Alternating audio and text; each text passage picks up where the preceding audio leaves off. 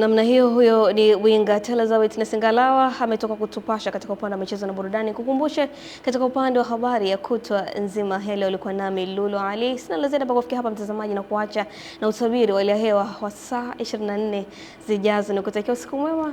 Kwaheri.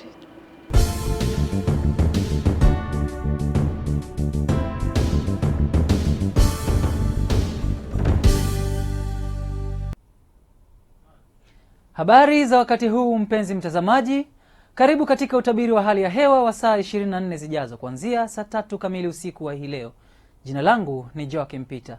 Kwa usiku wa leo, hali ya ukavu na ubaridi inatarajiwa kuendelea katika maeneo mengi hapa nchini, na kiwango cha chini zaidi cha joto kinatarajiwa kuwa nyuzi joto 8 katika mkoa wa Njombe, ikifuatiwa na nyuzi joto 9 katika mkoa wa Mbeya. Kwa siku ya kesho, mifumo ya upepo inaonyesha kuwa upepo unatarajiwa kuvuma kwa kasi ya kilomita 30 kwa saa katika ukanda wote wa pwani ya Bahari ya Hindi. Hali ya bahari inatarajiwa kuwa na mawimbi makubwa kiasi. Lakini pia hali kama hiyo inatarajiwa katika ziwa Nyasa.